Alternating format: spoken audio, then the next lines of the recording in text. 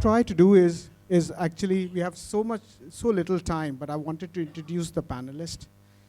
But I'll take a little bit with my dear friend C.V. Raghu. I actually, like you students, we both were students living in hostel, and I used to borrow his balti to take shower. So that's our relationship. And he was one of the prize catch from our university days. He started his career with Hindustan Lever. That time getting to Hindustan Lever was very, very difficult. Then he went to Amex, and then to Max, and finally to Motherson. And then we have a professor, Nitin. This is actually a very, very dear friend. And I must tell you that when everything, there was a lockdown, entire country, Nitin used that time, and he wrote a Bible on M&A. So that's really a Professor Saab. He's one of the top M&A lawyer. Then I have Dhruv, Singhal. He's from CAM, and he does a lot of M&A work. Then we have Roopal. Actually, these are younger people, so I really don't know too much about them. Much. But you're very young, but highly dynamic. I think I can tell you one thing. I always, when I look at my partners, like Snigdho was there, when I look at them and I say that what I could get at 56-year age, these guys will get at 40, and you guys will get at 35. That's the way it is, because the opportunity is so much that you will just get there. But the only thing is there's no shortcut to hard work. So I think Roopal, again, a top-tier lawyer, works for Sam, and she really understands the M&A part, and it is routine, but it's very complicated because there is a very little difference between getting the deal done and blowing the deal off. And then I have Avinash. He's not Agarwal, he's Amarnath. So I think Avinash Agarwal and Avinash Amarnath, he's a competition lawyer. So he gets our deal done, or we have to abort it. And that's an important, so he really represents the regulators, because the regulators don't want big to become bigger, but eventually they become through an M&A activity. So I think the topic right today is really, are we heading towards M&A, which is like a $200 billion market? And I'll give you my perspective, and then what we'll do is then we'll get everybody to add their perspective. Today, if you look at India, India was $0.3 trillion economy 75 years back when we got independence. Today we are $3.3 trillion. So we've added virtually $2.6 trillion to economy in 75 years. 75 years we took to get to this place. Today when we are $3.3 trillion, everybody, if you see our best case, the Indian economy will grow for 7%, worst case 6%. Then you add inflation to that, that is 6%. So basically the economy will grow, or the companies will grow 12%. So 12, 13% GDP. So when a large base of $3.3 trillion grows by 13% growth rate, you get to something like $10 trillion, $3.3 trillion to $10 trillion from here to next 15 years. You just can imagine what we will be. We are, after 75 years, we got to $3.3 trillion. In next 12 to 15 years, we'll get to $10 trillion. And just imagine, if that is the case, we have no idea of how many M&A will be there. It will be unbelievable M&A. I think $200 billion is a very small number in next 15, 20 years. So therefore, today, if you can count a handful of lawyers who are M&A experts in India, in next 12, 15 years, there'll be so many M&A lawyers, and all of you guys will get at 35, which I took at 55 to get there, because just by the sheer volume of activity. And that's an important thing. The second important issue which I want to tell you is, there have been a lot of global market corrections, like stock market corrects because it becomes expensive. Today, Indian market is trading as historically most expensive market globally among the Asian countries. You know, when the market is actually very expensive, then what you have to do is, if you have to stay the price, you have to stay your price at the same level, you have to keep adding to growth. Because if you don't grow, then you collapse. And therefore, your stock prices will correct. So M&A actually becomes an important part of an Indian market because Indian market is very expensive. They need to add more companies to show the growth numbers. And therefore, it is a natural thing. If your market is expensive, you'll add more companies, there'll be more M&A activity and growth. The third reason why there'll be so much M&A is if you see today, I think the way you order stuff, like my daughter is 13 years, the way she orders food is different than I ordered or I can ever relate to. So there is too much of disruption in the old school model. And therefore, all new companies will have to buy new companies, more disruptors they have to buy to make sure that they do not fall out of the cliff. If you look at global markets, in the stock market, NASDAQ market, almost 70–80% of the companies, the top 100 companies, disappear from the top list because they can't cope up with disruption. So therefore, I think the expensive market needs growth, disruption needs growth, and the third, which I said about just the sheer volume from $3.3 trillion to $10 trillion. So therefore, M&A is going to be there, and it's going to be driver. And I think maybe we can just go around the thing and add perspective that you agree, disagree. He's the word of caution, but because he has, when you are a general counsel of a company, your function is control and growth. Now, a lot of us often chase growth, but he has a dual role. He has to handle the business people and also who actually want growth, and he has a control function so that the company doesn't fall off. Raghu? Just to add, I think Mohit gives a external counsel perspective. I sit on the other side. M&A is not 2 + 2 is 4, first and foremost. And M&A is not glamour. There's a perception that counsels do M&A activities are the glamorous set of lawyers. No, it's a lot of hard work, a lot of perseverance, a lot of minute detailing, a lot of diligence. If you don't do diligence, there are n number of examples that I can state where people have acquired companies and have lost it. I don't want to name, emotionally M&A is never done. And there's only so much of capital. And especially this topic becomes very relevant. 200 billion, I think that's a small number. If everything goes well, we might be even higher. But you have to tread this road very cautiously because you must buy a company only when it makes synergetic importance to you. Don't buy a company because you have the money. Because if you don't know, there's a people angle, there's a regulatory angle, there's a market. And I'll just give you some of the things that we follow. We only buy a company if the customer wants us to buy. The reason is that if the customer is safe, then you can produce and sell it to the customer. But if the customer doesn't want it, then you have a company, you have a product, whom do you sell? So that's one. Second, we only buy a company in which we can develop a 40% return on our capital employed. That's a published number. You can look at the annual report. We don't look at companies.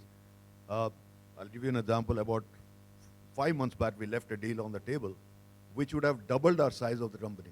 But we realized we were not able to push the number beyond 15% return on capital. We said, this is not worth the money. So those are some of the things. Obviously, I'll leave to other panelists to say their piece, and I'll keep chipping in. Because caution is the word. You have capital. In today's market, capital has become very expensive. Interest rates are going up in the Western world. While India is the only country where the GDP and our growth is at 8%, most of the markets are coming down very sharply. US is indicated to get into depression in the third quarter of 2023. So if the largest economy goes into depression, imagine what will happen. So you've got to conserve capital, buy the right product. There is plenty of available companies. I think, just a couple of things that you mentioned, which I'll pick up on. One is on the diligence aspect. I think the key in M&A is the diligence, and I can see a lot of young lawyers sitting here, and everybody is a little reluctant for diligence, but that's really the key for M&A, and that's really where a lot of value can be added. So, that's just one aspect, quite a little bit unrelated to the topic, but I thought it's important to mention here. From a growth perspective, I think we are absolutely aligned in terms of economic reforms, legal reforms. Regulators are very proactive. There is just no reason why we should not reach there. And the key really is that once we have all the funds, how do we utilize the funds? So to my mind, basically the infrastructure to be able to use the funds and to be able to maintain that economy in a way which is sustainable is really the key. So sort of various sectors come to my mind which are going to play a key role. Um, Services sector in particular, IT, ITES, insurance, again, in terms of numbers, a lot get added there. So, and we can see a lot of reforms in that sector which are going to play a big role. Again, a strong insurance sector leads to all other sectors being supported. So that's again a very big, it's going to basically support the economy and the growth. So, those are the few points that I'm just picking up from, and I'll let the others speak and maybe come back. Thank you. Thank you, BW, and also thank you, Mohit, for the kind introduction. So I know we're running short of time. So very quickly, I fully endorse with what you said, that there will be a very big surge of M&A activities. And, when I started in 1991, I thought that, a stage will come when M&A will get replaced by securities market or that kind of stuff. And then new industrial activities started. But M&A has continued to dominate the whole corporate sector and corporate world. And I'm glad that this topic has been included for the lawyers under 40. Quickly, I would think technology is going to play a very important role, and we lawyers need to understand how technology is really changing the business models. It is not just domestic but also globally. And if you see the numbers, the M&A in India particularly is really rising very high.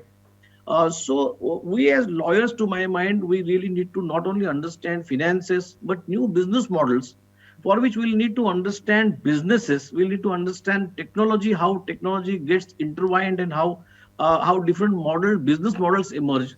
We have the largest SME, MSME, and the startup world globally. The numbers are very huge, roughly 7 crore SME and MSME registered with the government. So you can imagine the unregistered ones. So honestly, Mohit, I don't go by the published numbers, because there is large amount of M&A which is happening in the unlisted space of the SME and MSME and the startup world, which will just increase. And as Roopal rightly mentioned, there is this the edtech sector, fintech sector. These are the new poster boys, I would say, unicorns which are emerging. So the M&A activity is only going to rise. The question is, are we as lawyers and as are the younger lawyers, are we as legal fraternity, are we really adding value to the whole process of M&A? To my mind, answer is yes and no. There are some of the lawyers are really adding value, but large number of lawyers, we still feel doing due diligence, doing documentation, and doing the court process that's what M&A is. To my mind, that's not M&A at all. That's M&A. That's the process. But we as lawyers community, we need to add and come up with innovative business models, advise clients on the technology, how technology will get intertwined with the businesses, how globally our clients are going to go. There will be elimination of competition. There will be consolidation. There will be new business segments will get emerged. Manufacturing and service sector will get aligned. So to my mind, we as lawyers have huge opportunity, lot of things to cover up. And if we really focus on M&A as the practice for a couple of next at least 10-15 years, we would definitely play, to my mind, as lawyers, we will play general counsel can play a very important role in the decision making of the industry and of the companies which they represent. I think, thank you, Nitin. Just two perspectives I'll give what Nitin just said. One important thing which all of you need to appreciate is that in last 3 years, 70 to 80% of the deals, number of deals I'm talking about, not the value of deals, 70 to 80% of the deals were done by companies. We were first-time buyers. And that's an important part, first-time buyers. There are companies who are serial buyers. but these are first-time buyers, 70 to 80% deal in last 3 years. That's the important thing, that at a smaller companies, they're wanting to grow, they're buying companies, and particularly, as what Nitin said, the technology-heavy companies. The second important thing he said was that lawyers often do not add value, or they don't want to add value. And I'll give you an example. When almost 25, 30 years back, there was a company which was called Enron. Enron was setting up power projects in India. And I was actually negotiating a deal against Enron. So, there used to be a very smart lady who used to run the company called Rebecca Mark. So Rebecca Mark was in India, and Enron used to come with 10 lawyers on every deal. And we used to negotiate till cows come home. So this old man, he was Mr. KPP Nambiar. He was the person who was responsible in Rajiv Gandhi's government for electronic revolution. He was before Sam Pitroda. So I was working with him. So you know what he tells after 2 drinks inside, he's tell Rebecca, Mrs. Mark, let me tell you, these lawyers are making Charlie out of you. They negotiate and negotiate and negotiate. Correct. This is all, they're adding no value. Like I'm talking about Nitin. You know what Rebecca says to, he said, Mr. Nambiar, we have not made money by generating power. We have always made money by negotiate our contracts well. And that's an important thing. I think what Nitin just said, that it's very important for us is that lawyers like you, I think there will be 2 types of lawyers. One will be lawyers who will do cut and paste, make changes, and there are lawyers who will add a lot of value. And with that, I come to Dhruv. Thank you. Just to pick up all these points and try and tie a loop around it. So I think M&A, to understand M&A, please understand M&A is fundamentally a catalyst for growth, right? So there is no right time or wrong time to do M&A. M&A fundamentally works not in vacuum as just a deal by itself. It works in synergies with the rest of the economy, not just Indian economy, global economy. You have pressure on a company from various aspects. So as an M&A lawyer, unless you understand what the deal dynamics are, right, what is behind the deal, what is driving the deal, you cannot be a successful M&A lawyer, right? And I think once you understand the deal dynamics, you'll be able to, like they've been saying, add value and bring value to the table. It's not just a question of getting the right clause for your clients, right? Often there is a lot larger stakes at play, and you can have a lot bigger losses if you don't get the deal done right time. We often spend time negotiating needlessly a clause after clause, thinking if I don't get this, there is something will go miss. But that's where we miss the point. So M&A as a catalyst for growth is the first point we have to remember as M&A lawyers, right? Second thing is to understand that M&A, when it's operating, there may be various reasons for it. It could be growth capital. It could be consolidation. Now, what is consolidation? Just to help some of you understand this. Consolidation is when you're not just looking to acquire for the purpose of, raise capital for the purpose of growing, but where the industry is already in disruptive mode. You have a lot of people who are fragmented, right? And then you will have 1 or 2 or 3 or 4 players who are strong financially, who have the capital wherewithal, who have unit economics in place, right? Who are therefore ready and poised for synergizing the system. They are the players who will then start consolidating the industry, right? Players who have already been running the race, have fallen out of it because they couldn't match up to the pace of the others. They'll be ready for acquisition. Some of these companies bring to the table good assets, some bring good people, some bring good network, right? So why a company is acquired, if you understand that, right, you can then bring to the table what you need to bring to the table. And I think this is what will drive Indian economy and M&A for the next few years. We have come through a period of startups. You have the maximum number of startups today. India is no longer a country run by traditional businessmen.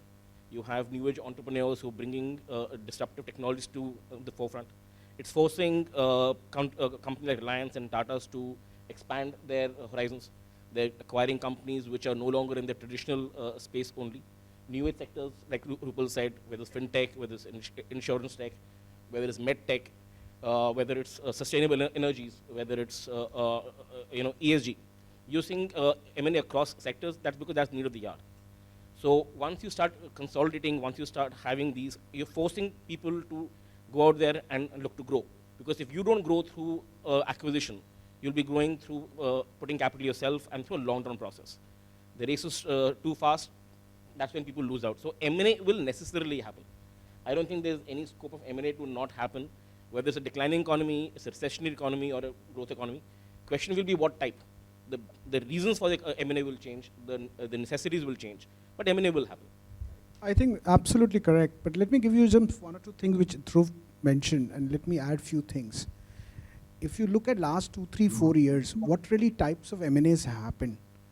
One is that a lot of companies which are stressed, they're selling their assets. So a lot of, actually, if you look at stressed assets which have been sold, like I was involved in buying of the SR Steel by ArcelorMittal, Bhushan Power, Bhushan Steel, a lot of companies got sold. I think Raghu and I worked on a deal which, again, he said, he gets 50 deals on his plate, but he doesn't close every deal. And I think he wants a 40% IRR. So that's the reason he didn't close the deal, but that deal was there. So I would say that's one part of the deal. The other part, I think, as what Dhruv mentioned, just to add few aspects, that often deals are done to add to new market. Like a company which is a north-based company buys a south-based company because you're adding to the market. I was involved in a V-Mart acquisition, South India acquisition. So this are the type of things happen. Then also technology. I would say a lot of banks are buying fintech companies because they don't have the connectivity to get to the, because you can't, in a country which has got a problem in physical infrastructure, you can't get everywhere. And therefore you need somebody, a tech platform which can get everywhere. And that's another important part which is happening. Like if you see Zomato has bought so many companies, one of my partners has been involved in 5, 7 deals of them. But you know why? Because they're expanding the business. They were just a different company, now they're changing and they're putting, so they're expanding, but they're transforming the business. Like Grasim is again a holding company, now it's adding a paint business. May not be an M&A type of thing, but doing a greenfield, but they're all expanding, they're exploring. Same thing if you look at the PLI schemes, production linked investment scheme. You may not call it a pure M&A, but it is an M&A because you know why? One company in India brings one value, maybe access to market, all those things. The other guy brings a lot of technology. Like I was involved in the semiconductor PLI's business, which is expected to bring $20 billion of investment. Because semiconductors, you remember, was not being manufactured in India. There was a shortage. And Vedanta, which is an oil and gas company, a metal company, is doing a joint venture. So there is a huge opportunity. Avinash, opportunity is big. We're all going to become big to bigger. How do we make sure that we don't get on the wrong side of the bed when we are talking to CSCI? Yes, sir. So thank you, everyone. I think I come last because I am the one usually that they want to hear the least about because I always bear bad news. But as M&A, one of the key things that you have to remember as future M&A lawyers is that while there is a commercial angle, which all the panelists here have told you about, there's also a regulatory angle because there is a need to balance certain public interests with the growth of M&A. So one such area where I practice is competition law. So deals above a certain size have to be notified to the CCI and their approval has to be sought first. And I think one important thing to notice is to keep mind of is that the deal can't be closed until the approval is obtained. So, so there are rules like that. Similarly, for example, if there is a foreign investment angle involved, there might be government approval or FDI or FIPB approval required. So I think as M&A lawyers, one of the key things to remember, and this is because it is the M&A lawyers who are in touch with the client who are negotiating the terms initially, but it's good to also always think about what are the regulators that we have to approach, what are the regulatory approvals that are needed. Especially nowadays we are noticing where we advise a lot of private equity funds who have become so advanced now that before even choosing a sector to invest in, they want to know what are the regulatory approvals required. So the key is to start thinking early. It's not insurmountable. It's not always a roadblock, as Mohit sir said. I think if you start early, there are safeguards that you can probably build into the transaction document. Because very often what used to happen, it's changing now, but in the last 4 or 5 years back, what would happen is the competition law team would always be the last team to be consulted. And if by then the agreement or the transaction document is already signed, there's very little we can suggest to change. But if you do come to us at an early stage, there are guardrails that we can probably build into the document itself. And just to give you a few practical examples, I think you would have all read in the news about the mess that the Amazon and Future retail deal got into. And that entire mess was because of certain unfortunately worded terms in the transaction document and in the notification itself, which landed them in that much trouble. So, when we talk about M&A, we have to see it all the way through. And I think, we probably come in at the last stage once the agreement is signed, but to actually get it closed is as important, because a failed M&A is then no M&A at all. So therefore, it's good to think about what regulatory approvals are needed right from the beginning. So yeah, with that, I'll get back. Avinash, if I can just add to what you're saying. It's very important to understand the purpose of the M&A and the business of the client. Most often drafts happen without understanding the business of the client and what are you trying to acquire. Correct. Okay. And the second important thing, and I have always been opposing this all through, structuring of the deal is invariably done by consultants and not by the lawyers. Invariably, if you see, you have the big four who will come and will give a structuring, and then the lawyers are supposed to force fit the contract to that. I think that's an area where I would urge all the law firms to actually take a very aggressive position, because structuring is something, because if you know the structure, then the competition law, everything falls in place. Most of my transactions are multi-jurisdictional. We go to European Union, Russia, Korea, Mexico, everywhere. And none of that has failed because we first look at what is the structuring and we get it validated by the council, whether it's councils from India, overseas, whoever. But first, let's get the structure in place, because the moment you go guided by people who, it's very nice to go to the blackboard and do a structure. You have to seriously think through. And my sense is that somewhere law firms take a little bit of back seat. I would think that law firms should be leading that. Suggestion well noted. Nitin, you want to add? Because I think we are running out of Absolutely. time. And Yeah, yeah. I know, Dr. Batra wants to add everybody and give very little time. So we are sorry. We have just very few minutes left now.